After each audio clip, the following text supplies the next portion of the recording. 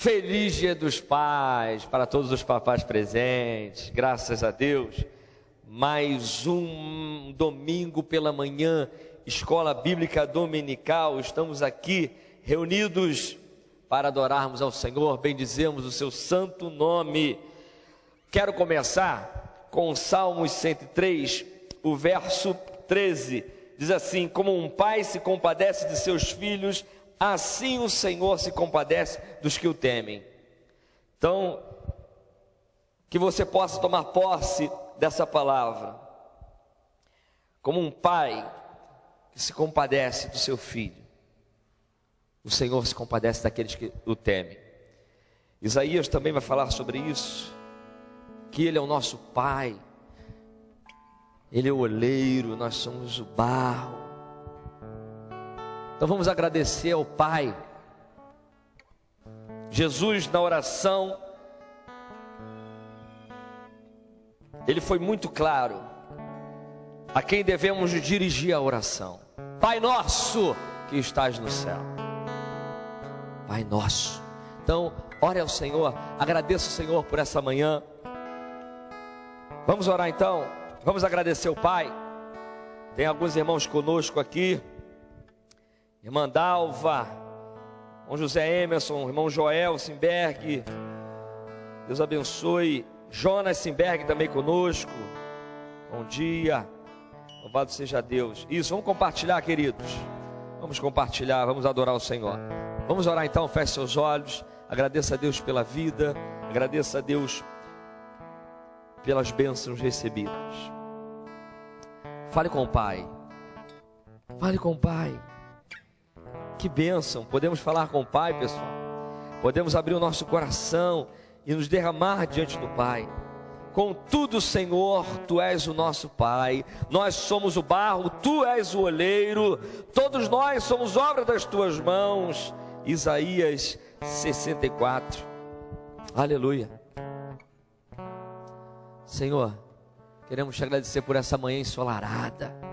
Domingo, reunidos aqui, queremos dizer que o Senhor é o nosso Pai, nós somos os Seus filhos, e queremos Te agradecer, ó Deus, porque foi o Senhor que veio até nós, Pai, nos buscar. Estávamos perdidos, sem direção, mas o Senhor veio, como um pai se compadece do filho. O Senhor se compadeceu de nós. Nós queremos Te agradecer, Senhor. Te agradeço por cada papai dessa igreja, os demais pais que também aqui não estão em casa, participando do culto. O Senhor abençoe e fortaleça os nossos corações, dando sabedoria, dando graça, dando força, para que possamos, como Pai, exercer esse sacerdócio maravilhoso, cuidando, amando os nossos filhos, conforme a Tua palavra. Pai querido, console também aqueles irmãos, as irmãs, que hoje, ó Deus, não desfrutam da presença mais do Pai terreno. O Senhor esteja trazendo consolo, que eles possam sentir a presença do Pai Celeste, ao Senhor. Doce presença, maravilhosa presença, presença santa, presença consoladora.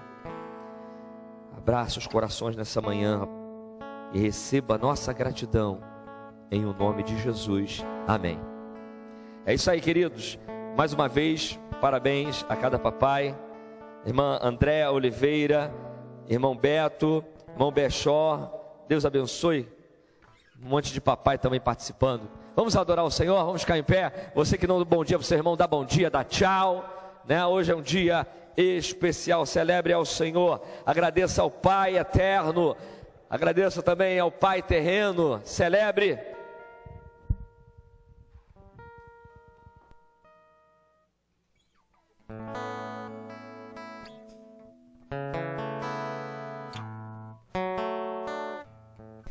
Amém? Não vou com meus lábios, tá? Que nessa manhã, talvez a gente não possa tocar pessoas, mas abençoar, profetizar sobre a vida dela, a gente pode. Então, esse hino, ele é direcionado para a vida do outro. Então você vai ter que olhar para alguém e falar: sobre sua vida vou profetizar que nenhuma maldição te alcançará. Eu sei que Deus tem para ti um manancial cujas águas nunca secarão. Então essa você fala e você abençoa o outro. Então cante, eleve as mãos para quem está do seu lado, para a direção da sua casa, para o pastor, para quem você quiser, porque essa música é uma bênção, é uma profecia na bênção, na vida do seu irmão, amém?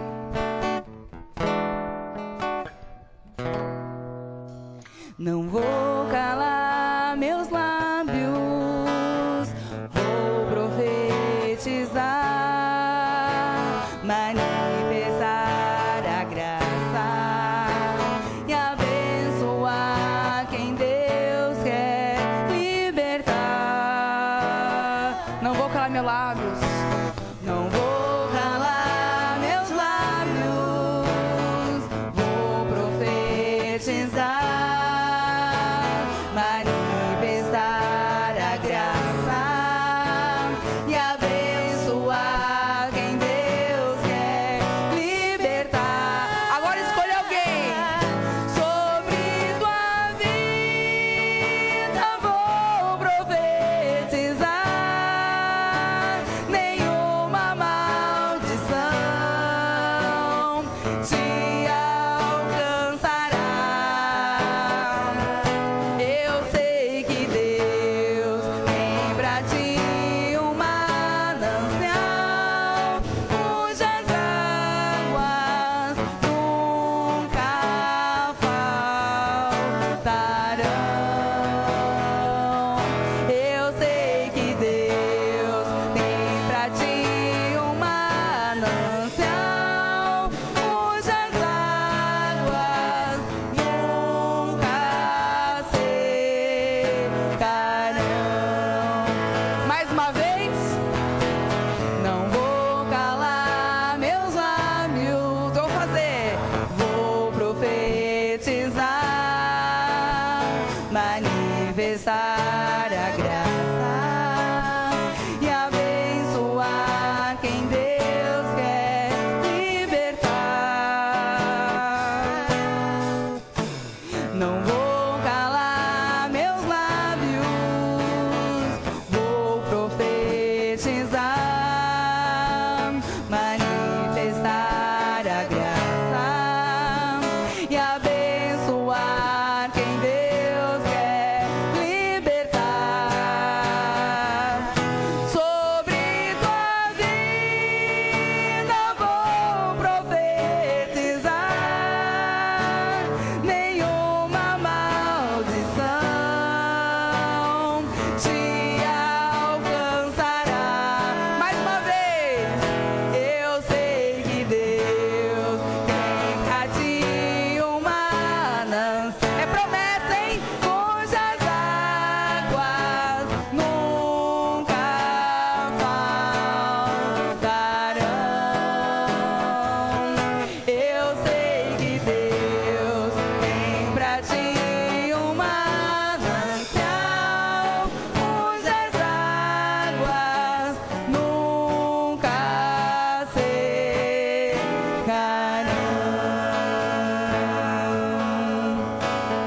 Nunca secarão.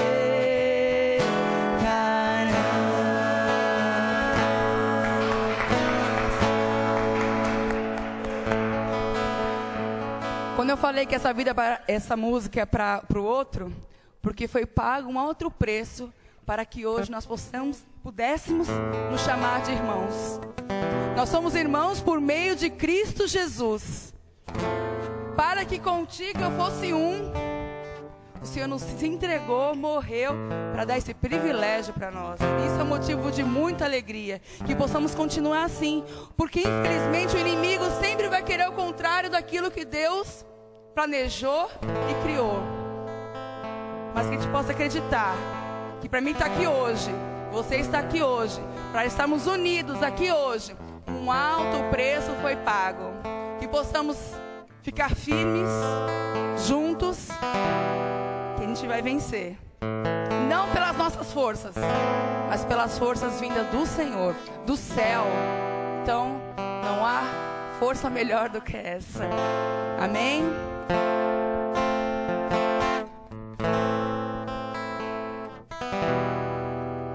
Eu sei que foi pago um alto preço para que comigo, para contigo, para que contigo eu fosse um meu irmão. Quando Jesus derramou sua vida, e quem ele pensava? Ele pensava em ti, ele pensava em mim, pensava em nós. Eu sei que foi pago um preço, eu sei que foi pago um alto preço. Obrigado, Jesus. Para que contigo eu fosse um meu irmão. Quando Jesus derramou sua vida, ele pensava em ti, ele pensava em mim, pensava em nós, e nos via redimidos por teu sangue, lutando o bom combate do Senhor, lado a lado trabalhando, sua igreja edificando e rompendo as barreiras pelo amor, e na força do Espírito Santo nós proclamamos, pagaremos o preço, e pagaremos um preço de sermos um só coração no Senhor. E por mais que as trevas militem e nos tentem separar, com nossos olhos em Cristo, aonde? Unidos iremos andar, e na força do Espírito Santo, e na força do Espírito Santo, sua igreja.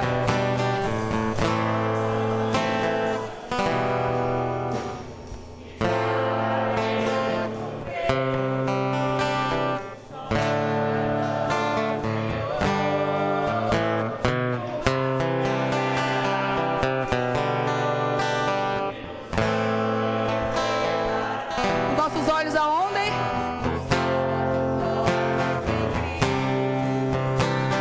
Unidos iremos. Mais uma vez, na força do Espírito Santo. Na força do Espírito. E na força do Espírito Santo, nós proclamamos aqui. E pagaremos um preço de sermos um só coração no Senhor. E por mais que as trevas militem e nos tentem separar, com os nossos olhos em Cristo Jesus, unidos iremos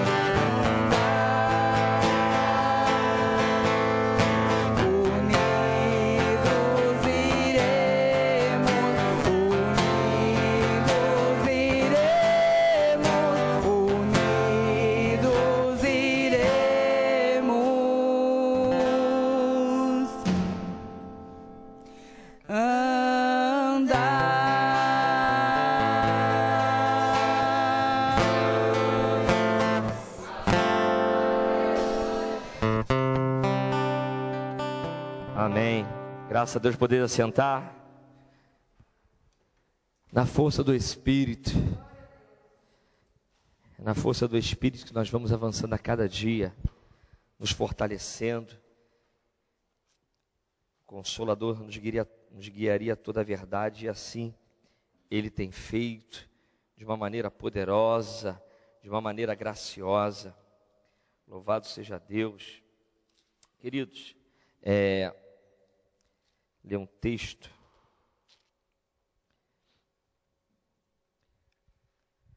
Mateus 7 vai falar: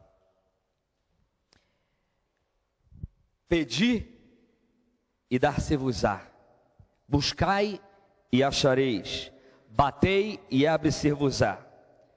Pois todo aquele que pede, recebe, o que busca, encontra, e a quem bate, abre-se-lhe-á. Ou qual dentre vós é o homem que, se porventura o filho pedir pão, lhe dará pedra? Ou se lhe pedir um peixe, lhe dará uma cobra? Ora, se vós que sois maus sabeis dar boas dádivas aos vossos filhos, quanto mais vosso Pai, que está nos céus, dará boas coisas aos que lhe pedirem? Amém. Aleluia. Bondade de Deus. Eu quero convidar você a mais uma vez pedir ao Pai, orar ao Pai. O que você quer pedir ao Pai nessa manhã? O que você hoje é o dia dos pais? O que você pode dar a Deus Pai? Ah, pastor, mas o salmista diz, ele pergunta que darei eu por todos os benefícios que ele tem me feito. O que eu posso? Você pode sim dar a sua confiança nesse Pai maravilhoso, colocar a sua fé. Isso agrada a Deus.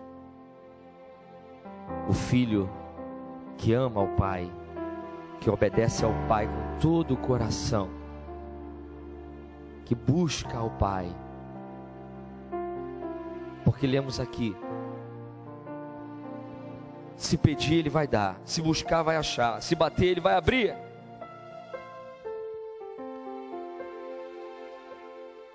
Peça ao Pai.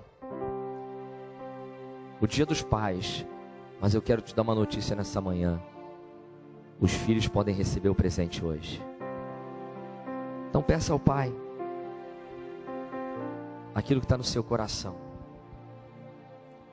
Bata na porta do Pai. Abra o coração. Aleluia. Senhor, obrigado por essa manhã mais uma vez. Obrigado por cada papai. Obrigado pela sua presença. Deus, queremos abrir o nosso coração para o Senhor, nosso papai, o Pai que nunca falha, o Pai bondoso. O Senhor foi bem claro, Jesus, quando disse: mesmo nós sendo maus, se os nossos filhos nos pedir pão, a gente dá pão, não dá pedra, dá peixe. E o Senhor que é bom, é a bondade. Então os teus filhos aqui abrem o coração e pedem. Cada um com o seu pedido. Colocar diante do Senhor agora, Pai. Abençoa. Responda aos teus filhos, Pai. O Senhor é bom. Nós estamos aqui obedecendo o Senhor, pedindo, batendo, procurando.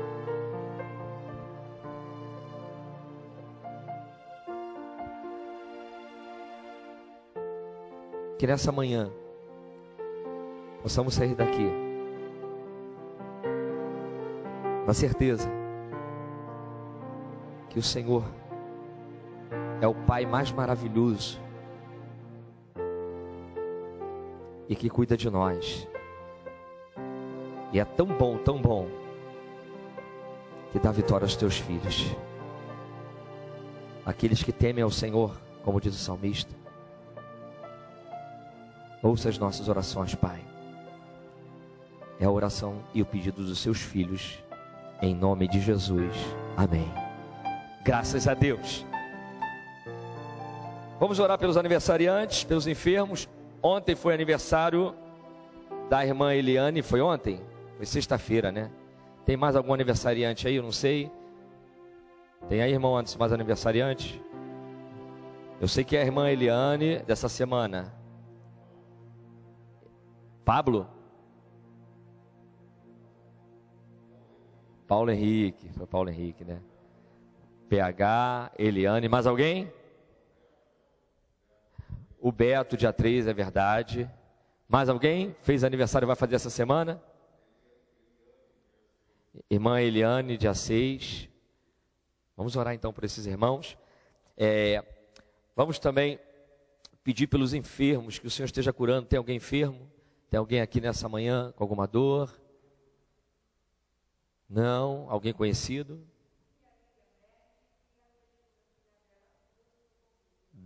Beth e a filha dela, Petula. Vamos orar com o Covid. Solange e Cristina, vamos orar então. Chama a Aline aqui, vem cá, Aline. Vamos orar ao Senhor, agradecendo pelos aniversariantes e pedindo também, agradecendo também pela bênção da laje. Ontem batemos a laje, graças a Deus a laje está tudo bem. Você pode sair daqui depois e ir lá ver, né, a escadinha está pronta. Deus é bom, gente. Vamos orar. Senhor, mais uma vez aqui na sua casa, ó Pai, nós te agradecemos, ó Pai, por essa dádiva, Pai, que Tu concedeste aos Seus servos por mais um ano de vida, Senhor. Ó Pai, continue abençoando, fazendo prosperar cada caminho, Senhor, dos Seus servos, para que eles vejam Sua potente mão, Senhor, nesse novo ano que se inicia para cada um deles, Senhor. Ser com eles, com toda a sua família, Senhor, que Tu possas ser um Deus presente a todo momento, que eles possam sentir isso, Senhor, porque Tu és um Deus presente, Senhor, em todos nós. Senhor, em nome de Jesus, pedimos agora para que Tu visite, Senhor, a cada enfermo, Senhor. Todos os pedidos aqui que foram colocados, Senhor, pelos Seus servos, nós nos dirigimos a Ti porque Tu és o Deus que tudo pode, Senhor, um Deus poderoso, um Deus criador, Senhor, um Deus que cuida de cada um dos Seus filhos, Senhor. Senhor, em nome de Jesus, visita no leito nesse momento, Senhor, dê conforto, dê consolo, Senhor, em nome de Jesus. E em nome de Jesus, traga a Sua cura, Senhor, a Sua restauração por completa, Senhor.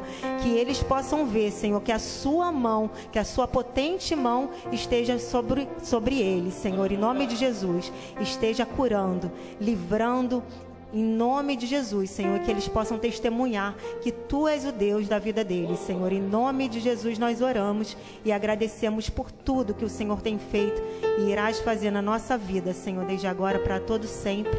Amém, Senhor. Amém, graças a Deus. Estão aqui conosco o irmão José Saturnino, a irmã Josiane Santos, a irmã Vanice, a irmã Regina Simberg, mamãe do irmão Joel, irmã Vanessa Lucinda, a irmã Vera. Deus abençoe, povo bonito de Deus. Irmão Leonan, irmão Jorginho, o povo está aqui, ó. Papai, parabéns aos papais aí que entraram agora. Deus abençoe a vida de vocês. Irmãos, nós vamos agora para a aula. Eu quero só esclarecer. Nós vamos ter que passar em vídeo. Ontem o irmão Joel entrou em contato comigo, né? Ele está enfermo, está bastante resfriado. Então, por esse perigo de vir, né, poder estar, de repente, passando um cuidado, né? Ele, então, decidiu gravar a aula, tá? E enviar. Então, ele vai estar aí já, ele vai passar. Tenho certeza que vai falar o seu coração, não tenha dúvida disso. Então, gostaria que você prestasse muita atenção. Então, por isso que ele não está aqui, né? Ele está enfermo. E ele e o Rafael também, estejam orando pela família, né? Os dois precisam das nossas orações. Então, vamos então, nesse momento, participar da aula. Pode soltar aí. Já vai aparecer aqui, vai aparecer tudo. Aí.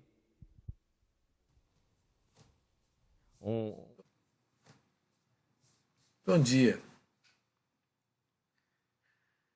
Meu nome é Joel, está aparecendo aqui embaixo. Eu estou gravando esta aula para Escola Bíblica Dominical, da Segunda Igreja Batista São Sebastião, e deve ser transmitido dia 8 de agosto de 2021. Então, espero que vocês estejam assistindo online e presencialmente. Eu não estarei presencialmente porque estou meio gripado, mas estou meio... estou dessa forma, não teria sido coerente eu ir para a igreja hoje. Então, eu já preparei a aula, então resolvi gravar. Eu conversei com o pastor de ele passar na igreja e também de forma online. Porque a Escola Bíblica Dominical tem sido presencial e online. O pastor da nossa igreja é o pastor Renato Gama Marques. Deus abençoe a vida dele. O irmão Anderson é o diretor da Escola Bíblica Dominical. E vamos ver as datas comemorativas dessa semana. Dia 3 foi o dia do tintureiro. Que Deus abençoe a vida dos tintureiros. Dia 4 foi o dia da campanha educativa de combate ao câncer. Que Deus abençoe esse trabalho que tem salvado muitas vidas, tem estendido a vida de muitas pessoas aqui na Terra com tratamento. Dia 6 foi o Dia Nacional de Profissionais da Educação. Parabéns aí, minha esposa é professora, meu filho é professor do Estado, que Deus abençoe a vida deles, e na nossa igreja tem vários professores também, Deus continue abençoando suas vidas. E hoje é o Dia dos Pais. Parabéns para mim, que sou pai, graças ao meu filho. Eu sou pai. Que Deus abençoe a todos os pais que estão assistindo, que estão presencialmente online. Deus ponha a mão sobre todos, que dê sabedoria, dê força, dê saúde. E louvado seja o nosso Pai maior, nosso Deus, que é o nosso Pai. Jesus falava, Abba Pai, Paizinho, glorificado seja o nome dele. Hoje nós vamos entrar no estudo. Eu só vou arrumar aqui. Isso. Ele saiu um pouquinho do meu controle aqui. Mas eu já resolvo. Aí.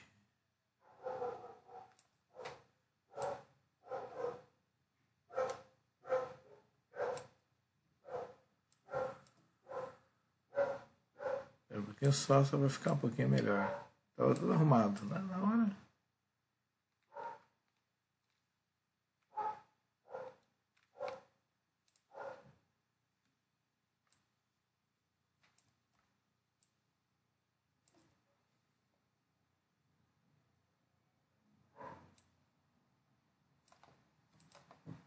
Pronto, tá bom. Vamos lá. Nós vamos falar sobre ética cristã. É um tema muito complicado, mas é um tema maravilhoso também e muito bom para os dias de hoje. Falarmos sobre um pouco de ética. E primeiro vamos ver o que é moral, qual a definição de moral. Moral e ética, em muitos lugares que você pega, acabam tendo a mesma definição, a mesma intenção.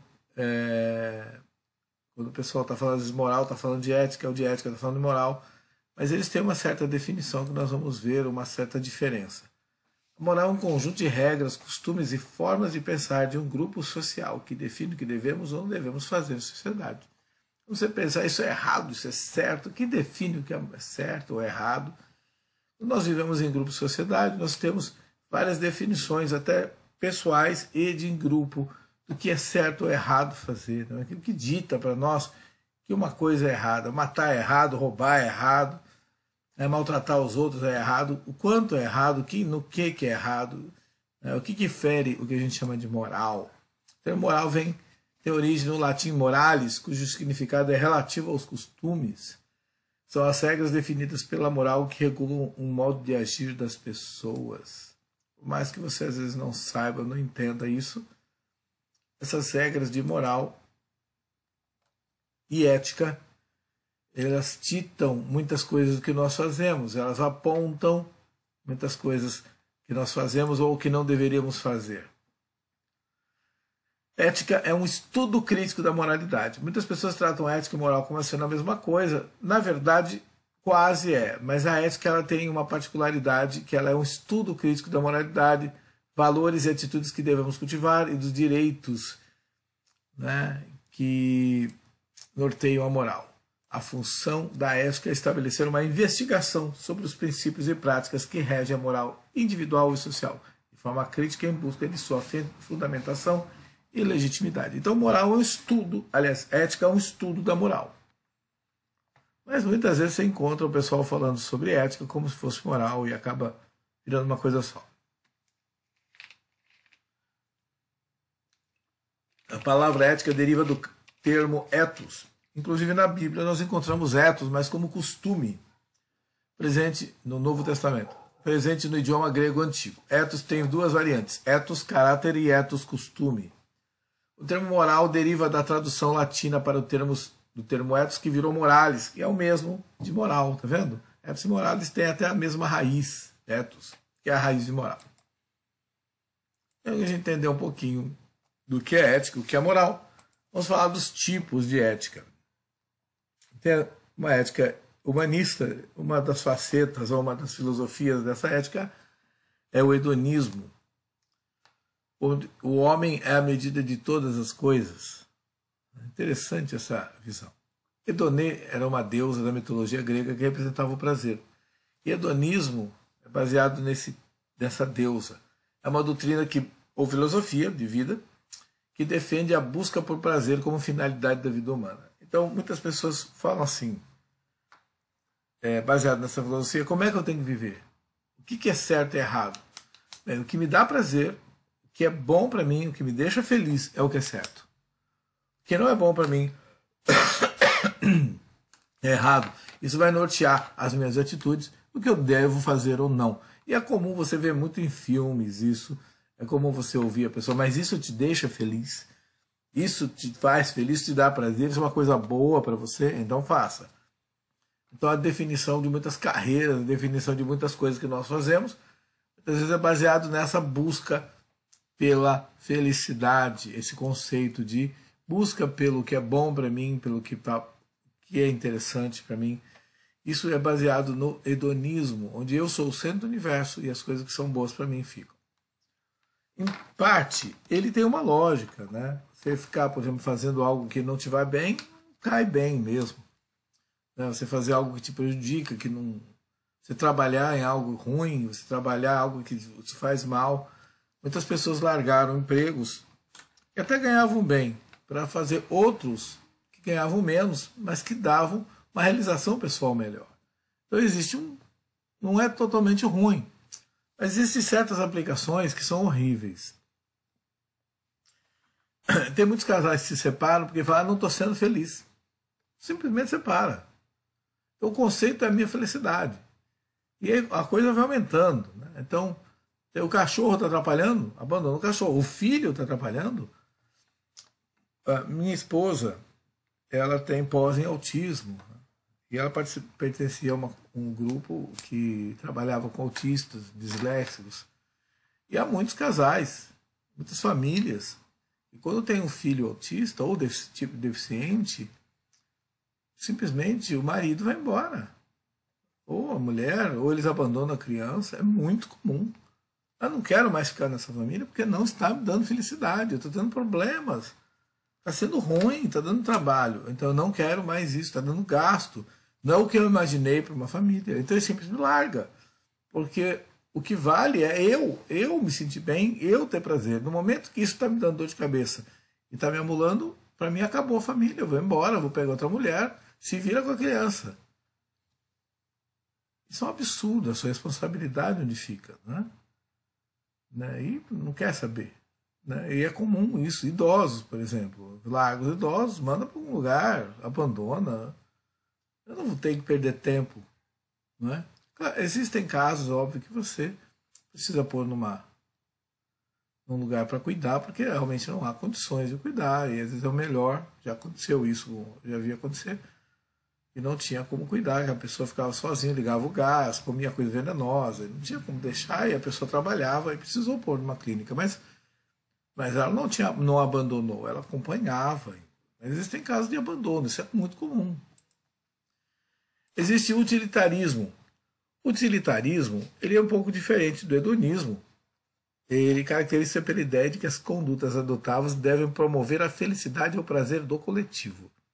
Então, o bem-estar do coletivo é que norteia o utilitarismo, evitando assim ações que levam ao sofrimento e à dor. As ações são definidas como certas ou erradas a depender de seus efeitos. O governo, em parte, usa esse princípio. Por exemplo, se ele precisa fazer uma estrada que vai ser muito bom para um coletivo grande, uma cidade, para muitas pessoas, mas tem algumas casas ali que ele precisa desapropriar, mesmo que as pessoas não queiram, ele vai lá, paga um valor sobre o imóvel e desapropria. Para beneficiar mais pessoas, ele toma atitude com menos pessoas. Então, essa visão utilitarista de que o bem-estar coletivo, a felicidade do coletivo, vale mais do que a felicidade individual. Até, em parte, tem uma certa razão. Né? Tem uma certa razão. Tem coisas que prejudicam a maior parte das pessoas, é tomado em relação ao coletivo. Mas nós temos que tomar cuidado também com o hedonismo. Assim como o hedonismo, tomar cuidado com o utilitarismo. Porque um governo assim foi Por exemplo, quem é que determina o que é bom para todos? Quem é que determina? Alguém está lá determinando. Por exemplo, o nazismo tinha essa visão utilitarista. Ele determinou que os judeus eram prejudiciais, os ciganos, os homossexuais, os negros, e ele resolveu exterminá-los. De uma forma utilitarista, ele determinou que é isso e resolveu tomar uma atitude e exterminar essas pessoas. A prol do bem comum, a prol do que era bom para a sociedade alemã. Nós temos que tomar cuidado com essas visões do que é certo ou errado a partir dos seus efeitos. Né? Nós temos o relativismo, também, que é um conceito que os pontos de vista não têm verdade absoluta. Existe o absolutismo e o relativismo. E se contrapõem. Eu, na verdade, não diria nem que se contrapõem. Em parte sim, em parte não. Os valores cristãos estão já na moral da sociedade. Muitas vezes os não cristãos querem impor pensamentos deles para os cristãos. Querem mudar a base nossa bíblica. Por exemplo, uma visão antropológica sobre a questão sexual, né? Querem colocar não, que você não é mais nem homem nem mulher, você decide o que você quer. É uma visão, mas o cristão não precisa ter essa visão. Né? E no momento que você diz que você não concorda, você está errado. Mas para nós temos nossa visão sobre isso. Você não precisa aceitar, assim como a gente não precisa aceitar a visão de fora. Qual a nossa base? Que Deus é criador do céu e da terra, que o homem foi feito à imagem e semelhança de Deus, que a humanidade está em estado decaído, que o homem é inclinado a tomar decisões contrárias a Deus e ao próximo. Que Deus se revela, tenhamos uma ajuda de fazer o bem, amar a Deus e amar o próximo. Não uma coisa egoísta, hedonista, egocêntrica. Essa é a visão cristã. Tendo uma boa consciência para que naquilo que falam mal de vós, como de malfeitores, fiquem confundidos os que blasfemam do vosso bom procedimento em Cristo. A Bíblia incita que você tenha uma boa consciência, um bom procedimento, uma vida digna. Até aqueles que não gostam de você vão ficar confundidos, vão ficar entrando em contradição, porque não vão ter o que falar. A gente tenha sempre boas atitudes, seguindo a palavra de Deus, com amor, com carinho, buscando agradar a Deus na nossa vida, tendo atitudes corretas, com esses valores cristãos. Existem muitos que dizem que nós não somos responsáveis por nossos atos. Por quê? Uma das razões é que existem DNA com problema, e tem genes criminosos, que nós já nascemos com uma propensão por mal, muitas pessoas nascem com isso, com determinismo genético. Existem algumas pessoas que realmente nascem com algum problema, que levam a alguma patologia, não é? Mas existem também pessoas que creem que o ambiente social difícil e até criminoso influenciam e forçam a pessoa a viver uma vida imoral e sem ética. Então tem pessoas que falam, ele não pode ser responsável porque ele tem um DNA ele faz o mal, não é por culpa dele, é por causa, geneticamente, ele já foi,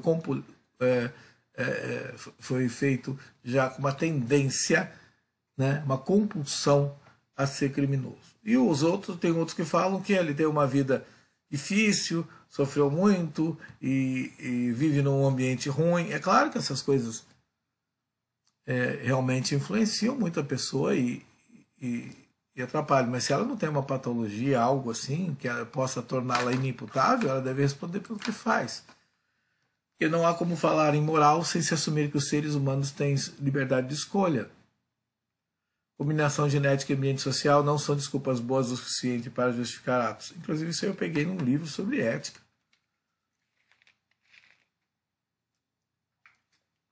Nem cristão era. Esse livro não é cristão. Mas ele fala que não é. Tanto que nós não poderíamos ter sistema de leis para punir. E o juiz, ele não vai, por mais que ele possa elevar, ele não vai tornar a pessoa inimputável se ela tem consciência do que faz e pode escolher o que faz. Então, essa liberdade de escolha nos torna responsáveis pelos nossos atos. Então, a pergunta é: somos responsáveis? Sim. Outra pergunta que surge muito na filosofia é se existe o certo e o errado. Uma pergunta muito interessante. O certo é certo para você, errado para você? Eu posso dizer para alguém o que é bom e mal? Eu determino? Como é que se determina o que é bom, o que é mal, né? Claro que existem coisas que causam dúvida. Às vezes o que é bom para um é ruim para o outro. Isso existe mesmo. Mas existem pontos que já são pontos bem claros. Torturar crianças, por exemplo, é bom ou ruim? Existe um padrão quase que universal sobre isso. Por mais que se faça muito isso, se tem uma clara visão que isso é errado. Né? Se torturar qualquer pessoa, né? Mas torturar crianças, maltratar as pessoas, isso não é correto. Né? Então, então existem padrões muito claros do que é correto e do que não é correto. Em algumas situações. Outras não são tão claras. Mas como é que eu posso ensinar uma criança? Eu ensino uma criança a se comportar moralmente? Sim, eu tenho que ensinar ela valores, né? Valores éticos, valores morais, que sejam boas e úteis para a sociedade e para ela mesma. E como cristão, para uma relação com Deus e com o próximo. Porque eu deveria ser uma boa pessoa? Essa é uma boa pergunta. Tem muitas pessoas que... Por que eu tenho que agir bem? Se eu puder agir mal e não for preso, nem nada, e ganhar muito mais dinheiro, por que não? Não é? Muitas pessoas pensam dessa maneira. O que me deve compelir a agir de forma correta? Bem, assassinato é considerado inaceitável nas sociedades, mesmo que em algumas situações seja considerado aceitável que homens matem outros homens, como guerra, defesa pessoal, segurança, um policial contra um traficante ou um bandido, e ele atira nele numa situação de defesa pessoal ou de ação policial correta, não de execução, óbvio, né? Mas se ele está agindo assim, é incorreto? Não, ele está fazendo a função dele, né? Você se defender, isso é considerado aceitável, né? Apesar que, obviamente, eu não sou a favor de guerra, nem de que mate ninguém, nada assim, mas existem algumas condições que uma pessoa que vai para a guerra, que é chamada para a guerra, acaba matando outra pessoa. Isso é considerável aceitável numa situação de guerra. Mas assassinato não. Existe uma consideração, em todos os países elevam essa questão de assassinato, não é? Muitas vezes as pessoas, não, certo e errado varia. Tem algumas coisas que sim. Por exemplo, morre o marido, vamos matar a esposa e enterrar junto, vamos enterrar a esposa junta, viva. Não se faz isso. Né? Nas sociedades modernas não se aceita uma coisa dessa, mas isso já ocorreu muitas vezes na sociedade interior. Mas hoje, questão de ética e moral não aceita mais esse tipo de coisa. Né? Regra de ouro, interessante isso aí. Como é que eu sei uma coisa errada ou certa? Trata as pessoas como gostaria de ser tratado. Muito bom, isso aí é muito fácil, né? Se tá ruim para você, também tá ruim para ela. Então não trate assim. Regra de Jesus, fazer o bem a quem te faz mal. Em geral, as nossas regras de relacionamento usam o princípio da reciprocidade. Me fez mal, eu faço mal igual. Aquela dente por dente, olho por olho, que se diz assim, se ele me fez um mal, eu faço o mal na mesma intensidade, né? Mas não é bem isso que a lei queria dizer. Quer dizer que a punição de um criminoso não deveria ultrapassar o que ele fez, deveria ser compatível com o que ele fez, né? Ele roubou um pãozinho, você não vai quase esquartejar ele, né? Então, seria a punição, seja compatível com o crime. Mas aqui, Jesus ele fala, não faça o bem, aquele que fez mal, agora você faça o bem para ele. Então, essa condição de fazer o bem é que a gente faz mal, não há condição de reciprocidade, é um parâmetro diferente, é um parâmetro cristão. Diferente do mundo, né? Bem diferente do mundo. E só é possível obedecer isso pela ação do Santo Espírito de Deus. Agora, para concluir, nós vivemos numa sociedade hedonista e egocêntrica, que busca uma nova imagem de Deus, uma nova maneira de pensar e agir. Ou seja, os princípios cristãos estão sendo questionados, os princípios divinos, até Deus mesmo está sendo questionado. E eles querem um novo Deus, que dê pata palma para qualquer coisa que seja feita, para qualquer coisa que seja, não importa se está na Bíblia, ao contrário, não importa o que está na Bíblia. Não aceita. Esse Deus, novo Deus, é um Deus que tem uma função, né? A gente vai relativizar o certo e errado, baseado no que me deixa feliz, na minha conveniente, onde eu sou o centro do universo, e a função de Deus é me deixar feliz. Deus existe, ele foi criado, né, para me deixar feliz. Então essa é a função de Deus. Deus está aqui para isso. E essas muitas visões que nós vemos em textos, e achamos até bonito, mas não é a visão cristã. A visão cristã é que Deus deu mandamentos, Deus nos julgará, Ele é o centro de tudo e não eu. Nossa função é glorificá-lo e amá-lo, acima de tudo, e pensar na vida eterna. E lembrando que Jesus voltará. Por que eu falo isso? Na vida eterna. Esse é um ponto extremamente importante que difere o cristianismo dessa outra forma, essa forma hedonista. Na medida em que não olhamos para as coisas que se veem, mas para as que se não veem, porque as coisas que se veem são temporais, mas as que não se veem são eternas. Essa visão, olhar para o futuro, olhar para o céu, olhar para a vida eterna, é uma visão diferente.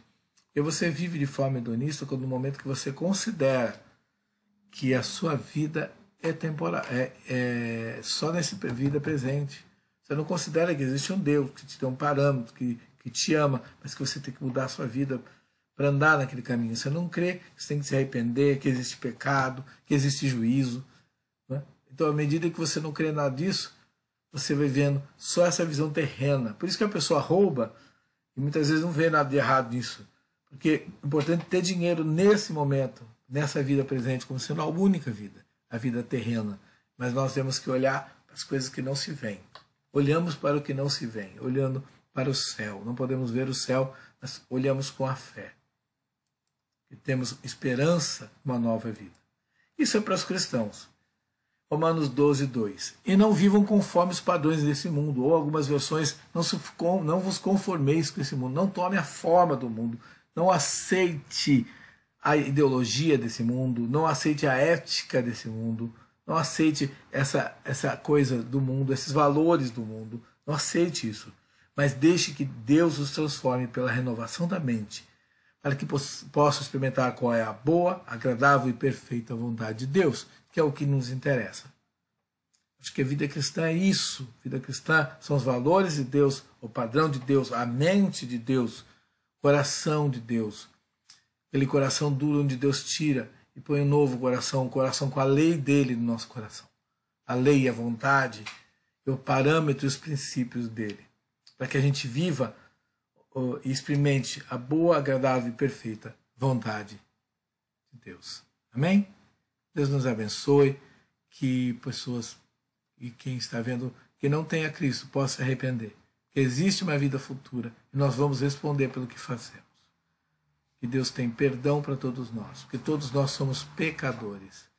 Todos nós erramos e pecamos e estamos afastados de Deus.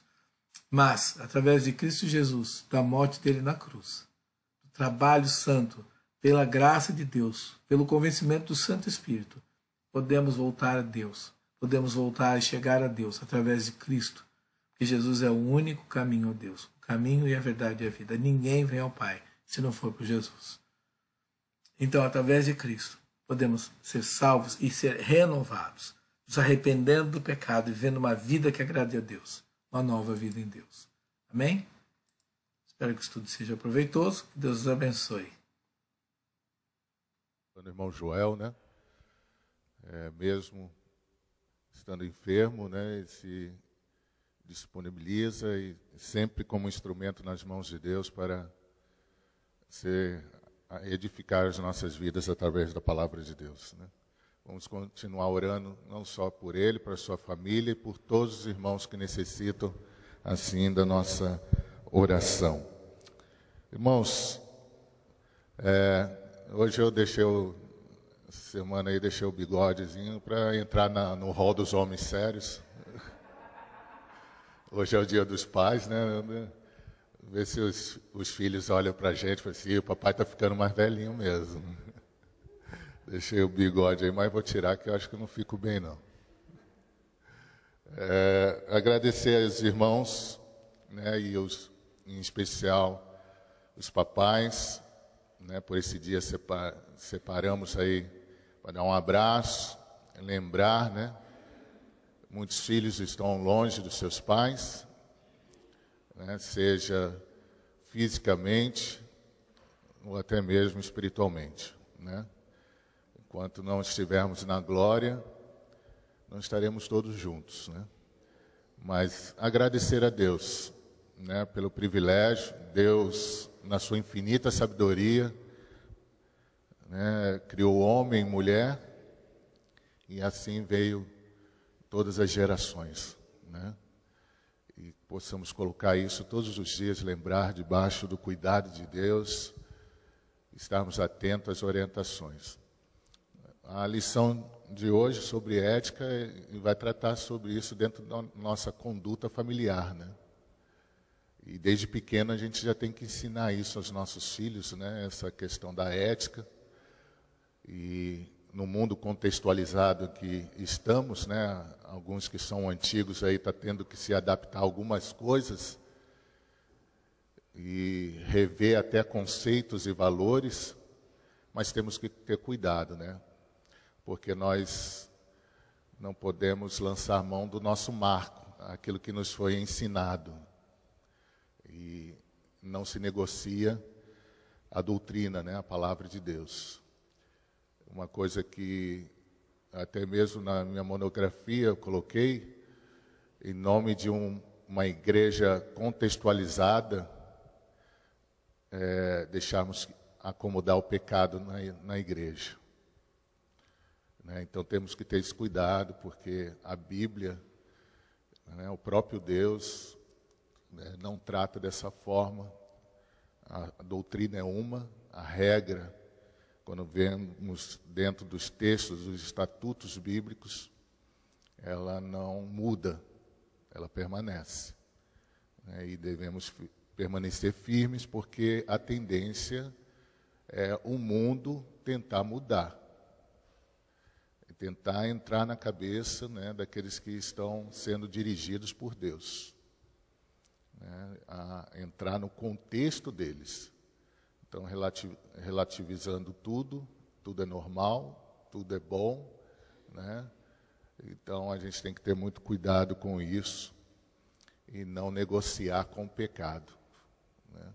O pecado ele tem que ser tratado, tem que ser reconhecido, né? E com o pedido de perdão, humilhação, a gente volta, né, continua na nossa caminhada cristã. Esse é o crente, esse é o verdadeiro crente, né? Então a gente precisa prosseguir. Lembrando também que hoje temos ceia à noite. Então os irmãos, eu creio que, como já se preparam no decorrer da semana diante do Senhor, né, para prestar o seu culto no domingo, não vai ser novidade nenhuma sendo ceia hoje. Mas se você, porventura, esteja em falta com alguém, né, se sente que não está, né, em comunhão com Deus, não está em comunhão com o seu próximo, vá até ele, peça perdão, reconcilie, né, e participe da ceia. Né? E isso faz parte até a volta de Cristo, né, o batismo. e a ceia do Senhor vão fazer parte. E a gente precisa estar em comunhão diariamente com Deus, né? E com isso também com o nosso próximo, né? Porque a Bíblia diz que quem não ama o irmão não ama, né? Não foi eu, não foi o pastor Renato, não foi o professor de EBD que escreveu, mas foi Deus, né? Então devemos manter essa questão do relacionamento. Eu só quero ler um pequeno texto da Bíblia para os pais, né? Na realidade, ele fala muito o texto com relação à atitude que deve ter os filhos, né, com os seus pais. E o texto nos orienta assim: porque Deus ordenou, lá em Mateus capítulo 15, porque Deus ordenou, honra a teu pai e a tua mãe, e quem maldisser a seu pai ou a sua mãe será punido de morte. Mas vós dizeis, se alguém disser a seu pai ou a sua mãe, é oferta ao Senhor aquilo que poderias aproveitar de mim, esse jamais honrará o seu pai ou a sua mãe, e assim invalidastes a palavra de Deus por causa da vossa tradição, né? Então o texto aqui nos leva a pensar como devemos tratar os nossos pais, né? Como que você deve tratar os pais, né? Quantos filhos aí desprezam seus pais e não lhes dão a honra devida, né? Infelizmente isso tem se espalhado aí pelo mundo afora, né? E a Bíblia trata essa atitude com muita seriedade. E de acordo com a lei, um filho que amaldiçoasse seus pais merecia a morte, né? Ver a seriedade da questão, né? Era muito sério. E a gente, por isso que deve todos os dias orar e sermos exemplo, né? Sermos exemplo.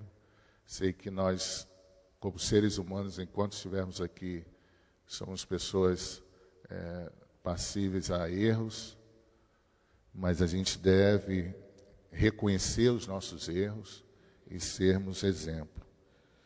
Então, os pais merecem todo o respeito e honra. Então, a verdade é que quem não aprende a honrar e a respeitar seus pais nunca será feliz na vida. Às vezes as pessoas podem dizer assim, não, mas você está amaldiçoando o seu filho. Não, é a própria Bíblia que diz, é fato, né? É uma consequência, como eu já disse já há tempos atrás, toda atitude há uma consequência, né? Então a gente tem que pensar nisso. Então é em casa que nós preparamos para a vida. E aí Deus nos dá discernimento para lidar com todos eles.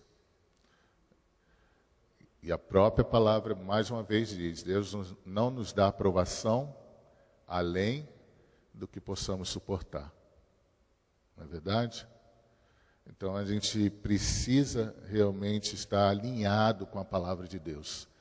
E eu gosto sempre de pensar, né, e além de estudarmos e ouvirmos a palavra de Deus, o maior problema do crente é colocar em prática. E essa é a base de tudo. Se você não aprende, se você aprende, mas não coloca em prática, não serve de nada. Se você ouviu, mas não escutou, não serve para filhos.